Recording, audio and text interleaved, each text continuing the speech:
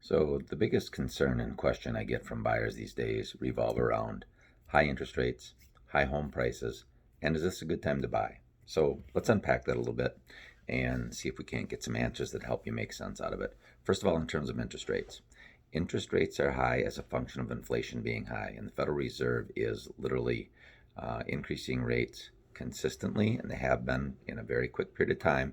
Interest rates have more than doubled over the last 6 to 7 months. All right, it's the fastest increase in the last 50 years. So it does feel uncomfortable, and it's going to take a while to digest. But the reality, a rate that's at 6 or 7, is historically normal. You're looking at a guy that bought his first house at 9%. All right, and I thought it was a deal at the time. Now that was over 30 years ago, but it really was at the time a deal.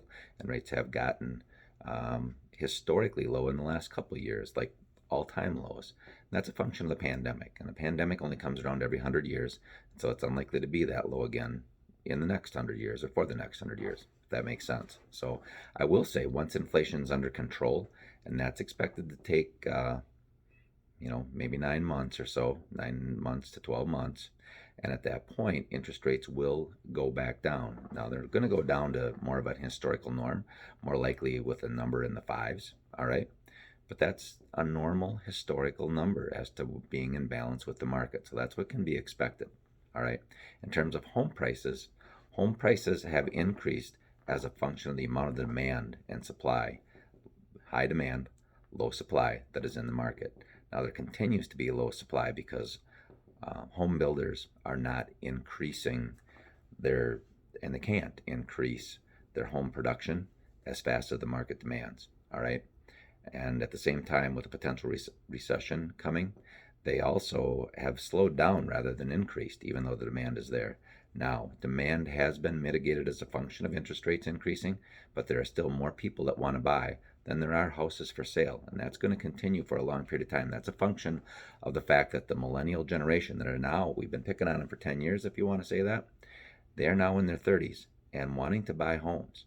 And there aren't enough homes for them to buy. It's the biggest demographic that has come through the system, bigger than the baby boomers. All right. So that demand is not going away anytime soon. And when interest rates go down, that demand will actually increase again as more people qualify to buy a home. So you're going to see pressure on home prices continuing to go up, all right, even once interest rates go down. Now, is it a good time to buy?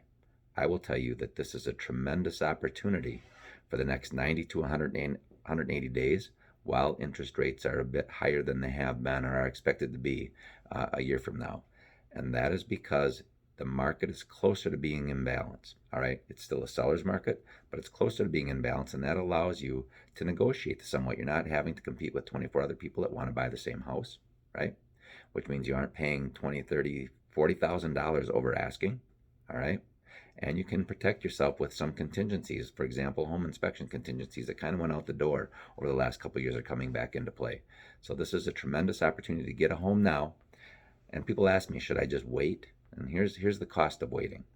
If you're going to wait till next year when interest rates are in the fives instead of, let's just say 7 as an example, a $200,000 home today at 7% is going to cost you about $1,330 a month. A $200,000 loan a year from now at 5% is going to cost you about $1,130 a month. Now that's a $200 a month difference, right? But between now and then, you got to live someplace. So you're going to pay $1,000 a month for rent. That's $12,000. That $200,000 home is going to cost you $210,000 next year. That's $22,000. $200 a month times 12 months is $2,400. Costs you about $2,500 to refinance. You could refinance the home you buy today down to a 5% kind of a number a year from now. You've got the home. You've got a better payment. As long as you can afford that payment now, take advantage of it before all that demand comes back in the market and we're in more of a chaotic, frenzied, highly competitive market again. Take advantage. Get involved now.